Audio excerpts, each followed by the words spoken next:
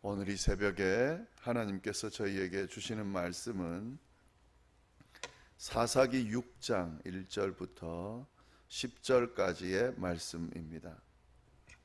사사기 6장 1절부터 10절까지의 말씀을 제가 받들어 봉독하겠습니다.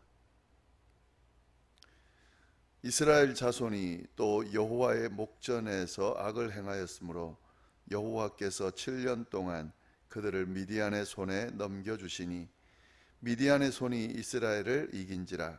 이스라엘 자손이 미디안으로 말미암아 산에서 웅덩이와 굴과 산성을 자기들을 위하여 만들었으며 이스라엘이 파종한 때면 미디안과 아말렉과 동방 사람들이 치러 올라와서 진을 치고 가사에 이르도록 토지 소산을 멸하여 이스라엘 가운데 먹을 것을 남겨두지 아니하며 양이나 소나 나귀도 남기지 아니하니 이는 그들이 그들의 짐승과 장막을 가지고 올라와 메뚜기 떼와 같이 많이 들어오니 그 사람과 낙타가 무수함이라. 그들이 그 땅에 들어와 멸하려 하니 이스라엘이 미디안으로 말미암아 궁핍함이 심한지라. 이에 이스라엘 자손이 여호와께 부르짖었더라. 이스라엘 자손이 미디안으로 말미암아 여호와께 부르짖었으므로 여호와께서 이스라엘 자손에게 한 선지자를 보내시니 그가 그들에게 이르되 여호와께서 이같이 말씀하시기를 이스라엘의 하나님 내가 너희를 애굽에서 인도하여 내매 너희를 그 종 되었던 집에서 나오게 하여 애굽 사람의 손과 너희를 학대하는 모든 자의 손에서 너희를 건져내고 그들을 너희 앞에서 쫓아내고 그 땅을 너희에게 주었으며 내가 또 너희에게 이르기를 나는 너희의 하나님 여호와이니 너희가 거주하는 아모리 사람의 땅의 신들을 두려워하지 말라 하였으나 너희가 내 목소리를 듣지 아니하였느니라 하셨다 하니라. 아멘. 네, 저희가 사사기 말씀 함께 나누고 있는데요. 이 사사기 말씀에는 패턴이 있다는 말씀을 드렸습니다. 사이클이 있다는 말씀을 드렸습니다. 그 패턴을 좀 잘 아시면 좋겠는데 그 패턴이 계속 반복되고 있습니다. 이 가나안에 들어간 이스라엘 백성들이 하나님을 떠나버린 거죠. 하나님을 버리고 우상을 섬기게 됩니다. 그래서 하나님께서 그에 대해서 진노하게 되고요. 이스라엘을 이방 민족의 손에다가 붙입니다. 그래서 이방 민족들이 공격해 오고 이스라엘을 압제하게 됩니다. 이런 압제 가운데 이스라엘 백성들이 하나님께 부르짖게 되고 그 부르짖음을 하나님이 들으시고 그들을 긍휼히 여기셔서 사사를 보내서 구원하게 됩니다. 그래서 그 사사가 그런 이방 민족의 압제 가운데 이스라엘을 구원하게 되고요. 사사가 다스리는 동안은 평안함을 유지하게 됩니다. 그런데 그 사사가 죽고 나면은 또 똑같이 되는 거예요. 이스라엘 백성들이 또 하나님을 버리고 떠나게 되고요. 그래서 그런 악을 범하게 되므로 하나님께서 또 진노하게 되고 그래서 하나님께서 또 이방 민족의 손에 그들을 붙이게 되고 이런 패턴이 계속 반복된다는 사실 말씀드렸습니다.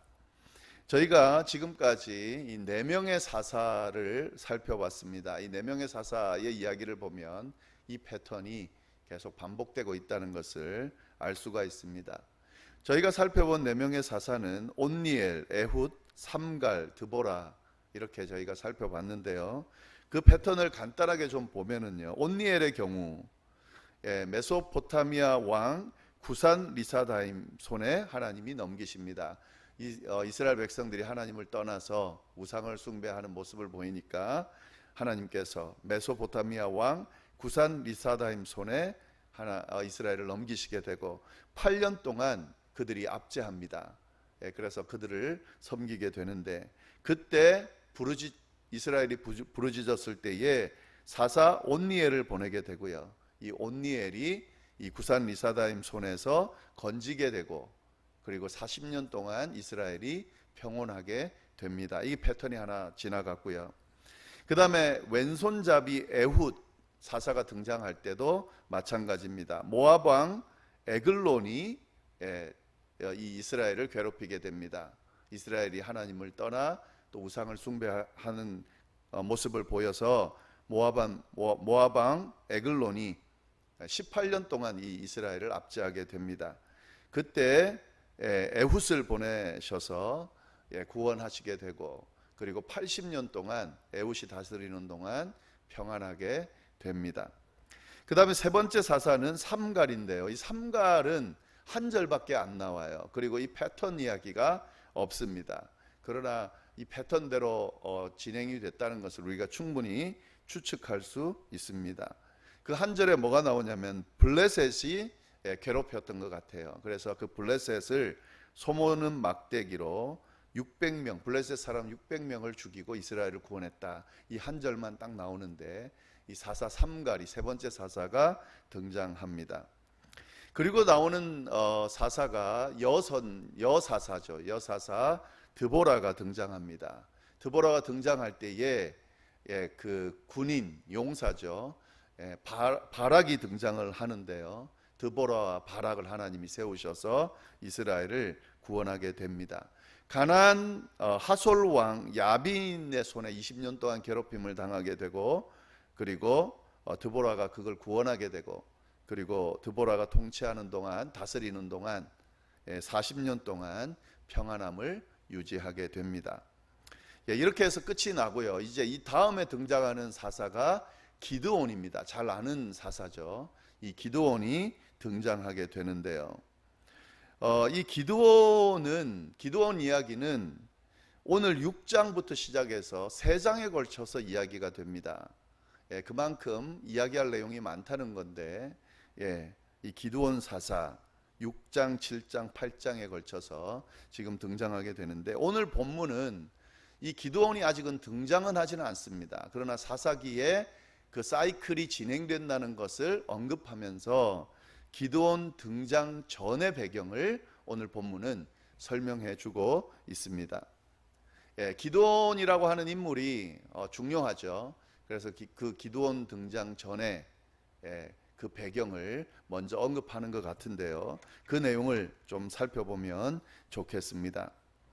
사사기의 사이클이 시작되죠. 1절 보면 이렇게 돼 있어요. 이스라엘 자손이 또 여호와의 목전에서 악을 행하였으므로 여호와께서 7년 동안 그들을 미디안의 손에 넘겨주셨다. 여호와의 목전에서 악을 행하여서 하나님께서 미디안의 손에 이스라엘을 넘겼다 하는 거죠.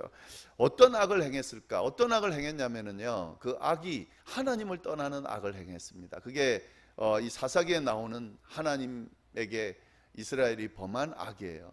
하나님을 떠나 하나님을 버리고 우상을 숭배하는 거죠. 가나안 신을 섬기게 되는 거죠.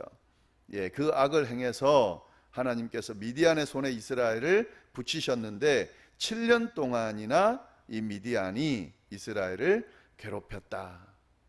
그 사사기 패턴이죠. 그것이 나오고 있습니다. 그런데 오늘 본문에는 재밌게도 이 미디안이 어떻게 이스라엘을 괴롭혔는지 7년 동안 그 내용이 자세하게 나오고 있습니다. 2절부터의 내용이 그 내용인데요. 어떻게 괴롭혔냐? 2절 보시면 미디안의 손이 이스라엘을 이긴지라. 이스라엘 자손이 미디안으로 말미암아 산에서 웅덩이와 굴과 산성을 자기들을 위하여 만들었다. 이 짧은 구절 안에 이스라엘이 얼마나 미디안에게 괴롭힘을 당했는지 알 수 있어요.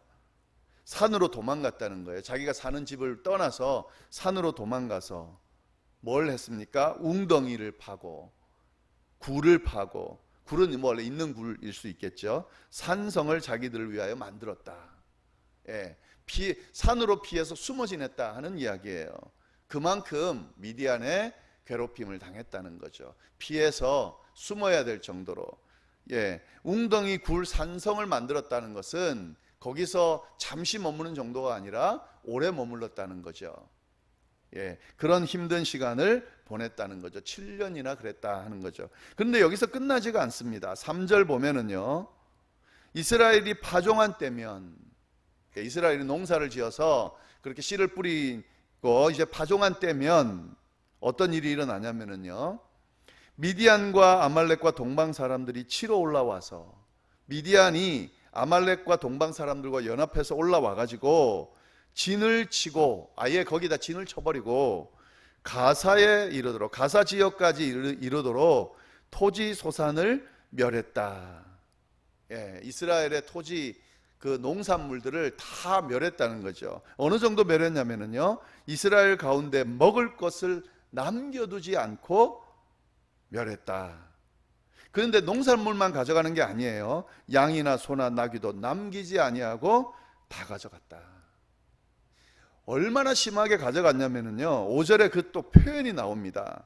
이는 그들이 그들의 짐승과 장막을 가지고 올라와서 메뚜기 떼같이 많이 들어왔다. 그 사람과 낙타가 무수함이라 그들이 그 땅에 들어와 멸하려 하니. 메뚜기 떼처럼 멸했다.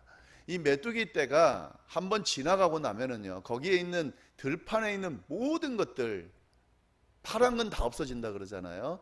그 정도로 이 미디안이 이스라엘에 와서 그 정도로 다 가져갔다 하는 거죠. 미디안을 피해서 산에 도망가 숨어 지내는 정도가 아니라 그들이 먹을 것이 없을 정도로 다 가져갔다. 근데 여기서요, 이 구절을 가만히 묵상을 해보니까 참 안타까운 생각이 들었어요. 그게 뭐냐면은요, 지금 이 사람들이, 이 이스라엘 백성들이 사는 땅이 어딘지를 한번 생각해 보면 좋겠습니다. 여기가 가나안이거든요.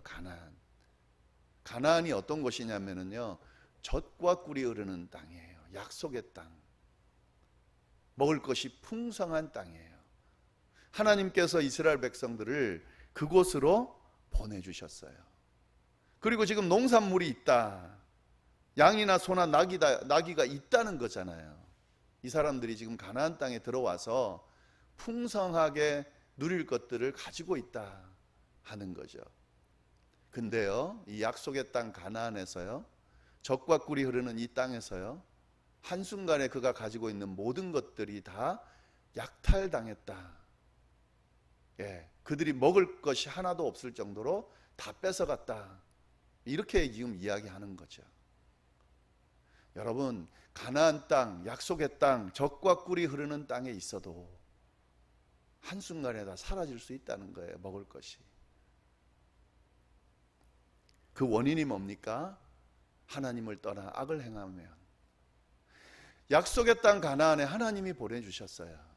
그러면 그 약속의 땅 가나안에서 하나님과 함께 누릴 수 있고 그리고 살 수 있어야 되는데, 가나안 땅에 보내준 하나님을 잊어버렸다. 떠났다. 도리어 그 가나안 땅에 있는 신들을 섬겼다. 그것은 가나안 땅에 있더라도 누리지 못하는 그런 결과를 가지게 된다 하는 사실을 오늘 본문이 잘 묘사하고 있습니다.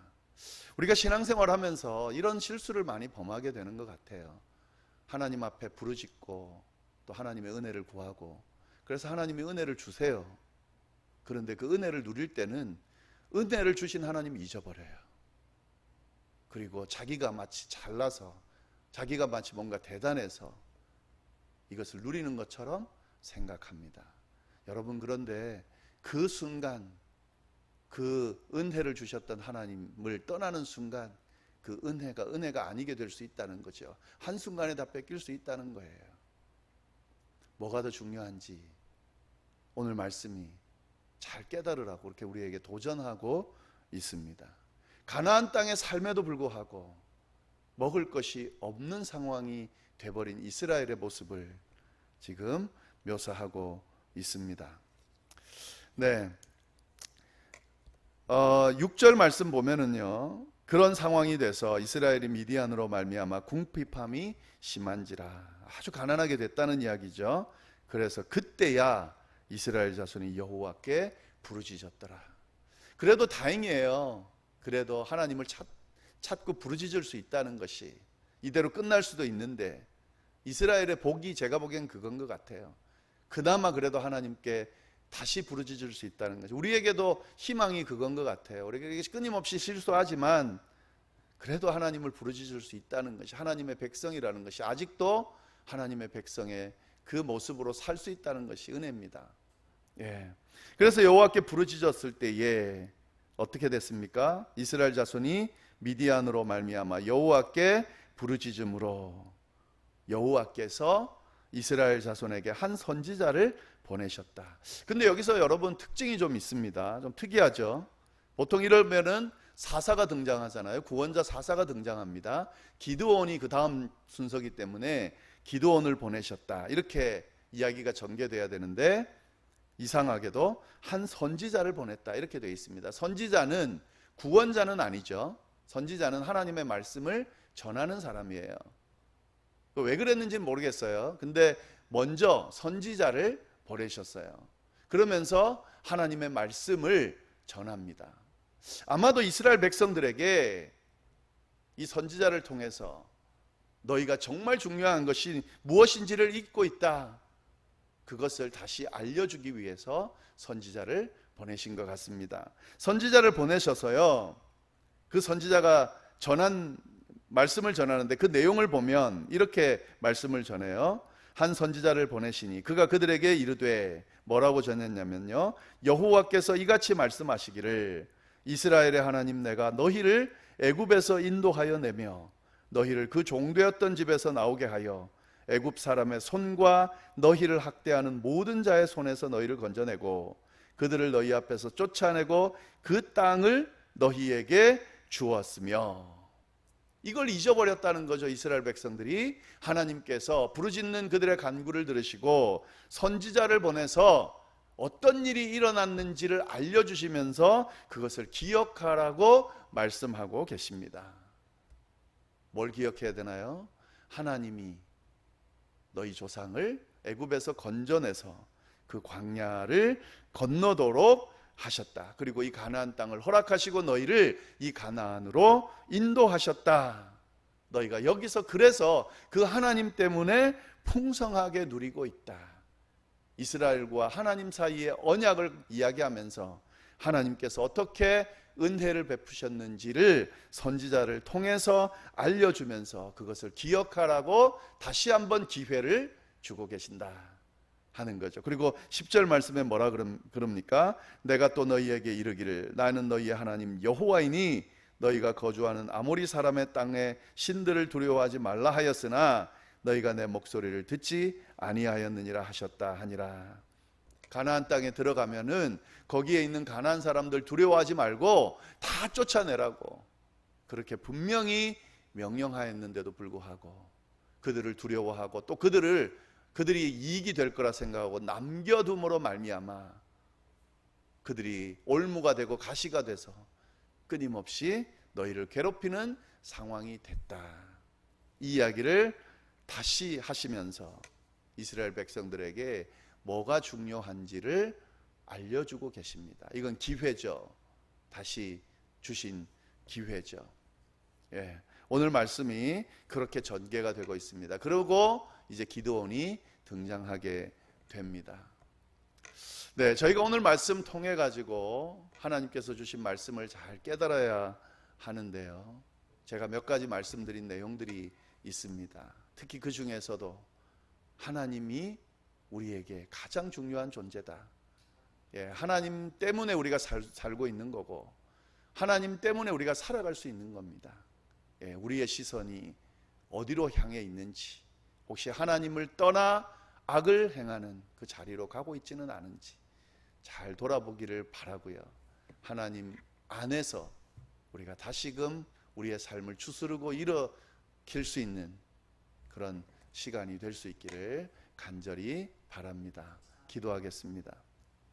하나님 아버지, 오늘 또 귀한 말씀을 통하여 하나님의 음성을 들을 수 있도록 인도하여 주시니 감사합니다. 하나님께서 들려주신 그 말씀을 잘 새기고 그 말씀과 더불어 오늘 하루도 승리하며 살아가는 저희가 될 수 있도록 인도하여 주옵소서. 오늘 하루 잘 보내고 거룩한 주일을 또 은혜 가운데 맞으며 하나님을 찬양하고 예배드리는 그런 귀한 시간으로 이어질 수 있도록 주여 인도하여 주옵소서. 함께하여 주시기를 간절히 바라고 살아계신 예수님의 이름으로 기도드립니다. 아멘.